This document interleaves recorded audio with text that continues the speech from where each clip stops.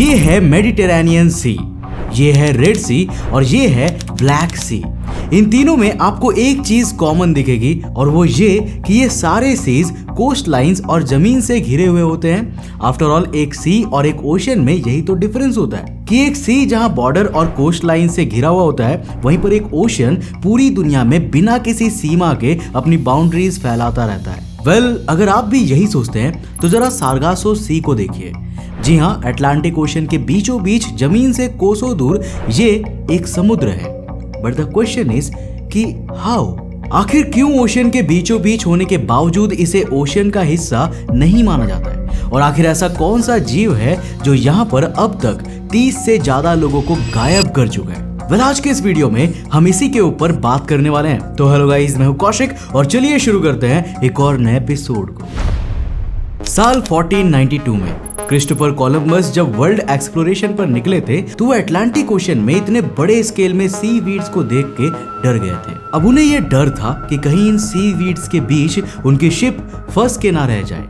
He also mentioned कि उस इलाके में बिल्कुल विंड नहीं चल रही थी, जबकि हम सभी जानते हैं कि एक शिप के लिए अच्छी विंड का होना उसके मोशन के पॉइंट ऑफ व्यू से कितना इंपॉर्टेंट होता है। अब जब ये अकाउंट पॉपुलर हुआ तो कुछ लोगों ने इसका अर्लियर अकाउंट्स भी निकाले, जैसे कि 4th सेंचुरी में एक लैटिन राइटर पोस्टुमियस रूफियस फेस्टुस एवियनियस ने भी अपनी पोएम में अटलांटिक ओशन पर एक सी वीड से भरे विंडलेस रीजन की बात की थी। और ये जितने भी अकाउंट्स थे ना, इन सभी के आधार पे इस रीजन को हमेशा इसी तरह से डिस्क्राइब किया जा रहा था जैसे कि ये छोटा सा रीजन ओशन से बिल्कुल अलग हो। And these significant differences forced discoverers as well as scientist कि वो इस हिस्से को एक अलग एरिया का दर्जा दे। And that is why Atlantic Ocean से घिरे होने के बावजूद इस हिस्से को सारगासो सी बुलाया जाता है। अब सारगासो सी नाम भी आता है यहाँ चारों तरफ फैली हुई सी वीड से, जिन्हें पोर्तुगीज सेलर्स सारगाजुम कह के बुलाते थे और तब से लेकर आज तक इन सी वीड्स को यही कहा जाता है। अब यहाँ पर आता है एक इंटरेस्टिंग सवाल।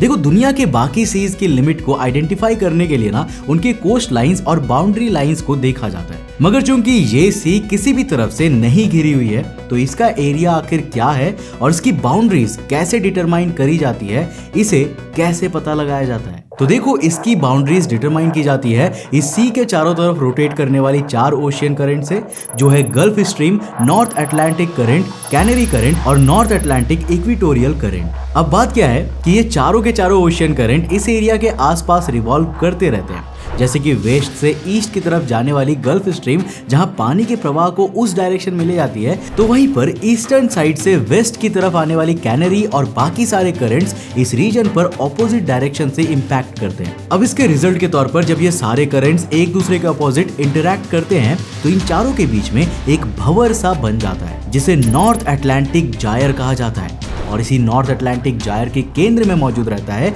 इस दुनिया के सबसे मिस्टीरियस सारगासो सी।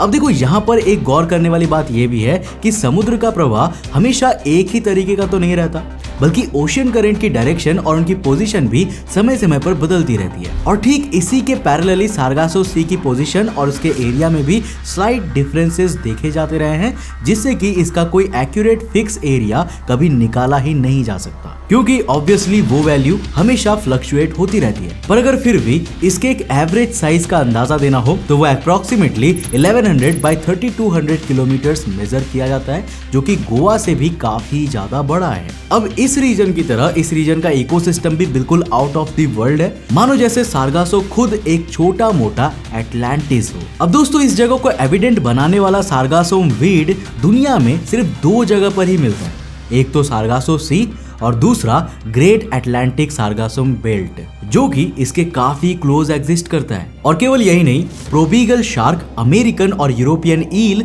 बिल फिश, टूना, ढेरों तरह के टर्टल्स, माइग्रेटरी बर्ड्स और कैटासियंस की मौजूदगी के साथ कुछ प्रजाति ऐसी भी है जो सिर्फ यहीं पर पाई जाती है और इतनी लोकलाइज हो चुकी है कि उनका अपीयरेंस भी इस वीड की तरह हो गया है। फॉर एग्जाम्पल, सारगासम क्रैब और सारगासम फिश, जो देखने में ठीक सारगासम वीड की तरह ही दिखा करती है, और इसकी यही अपीयरेंस इसे यहाँ पे रहने वाले ढेर सारे खतरनाक जानवरों से बचा लेती है, क्योंकि जब ये फिश इन वीड्स के बीच में छुपती है ना, तो इन्हें डिफरेंशिएट करके आइडेंटिफाई करना ही मानो नामुमकिन सा हो जाता है।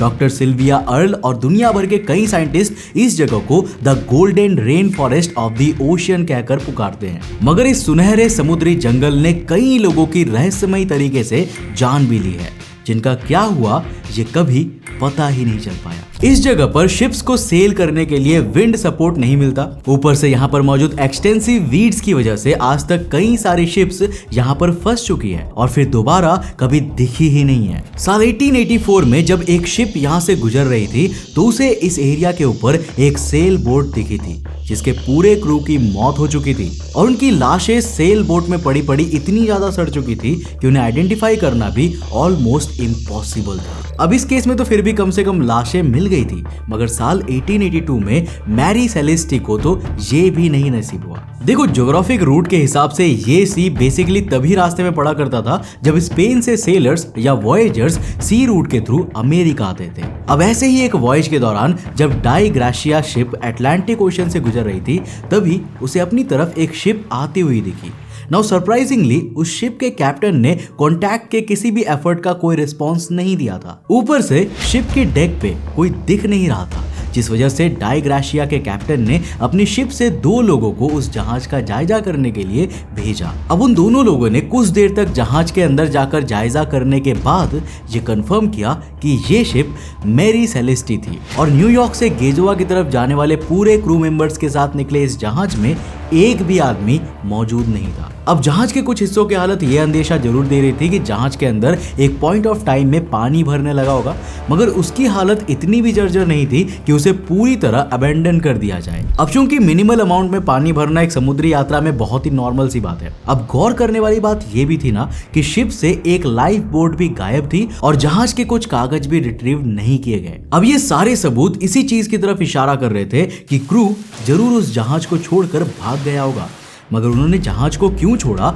और छोड़ा भी तो फिर बाद में उन लोगों का क्या हुआ ये कभी किसी को पता ही नहीं लग पाया। अब इस जहाज ने भी सांग्रासो सी वाले रास्ते को ही अपनाया था, मगर ये इकलौता ऐसा जहाज नहीं था जो यहाँ से गुजरने के बाद रहस्य के घेरे में आ गया हो। साल 1880s में भी एक ऐसा ही मगर और ज्यादा पेचीदा घटना घटी थी जब लिवरपूल से न्यूयॉर्क की तरफ आने वाली एलन ऑस्टिन सांग्रासो सी के पास आई।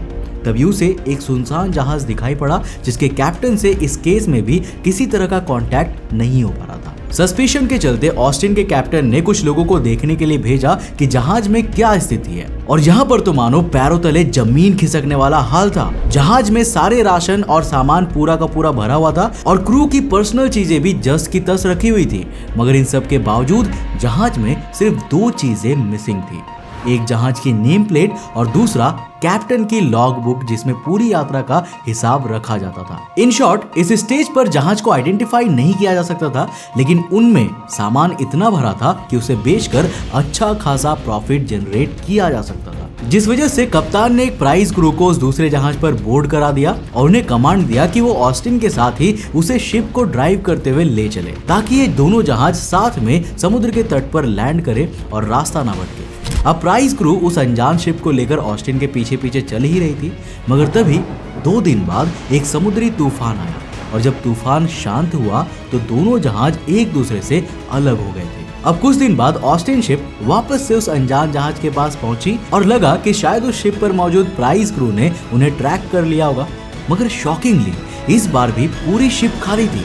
पहले की तरह उसमें एक भी बंदा मौजूद नहीं था और वो लोग जिन्हें उस जहाज पर भेजा गया था वो भी लापता हो गए थे, इस कदर कि मानो वो जहाज पर कभी चढ़े ही ना हो।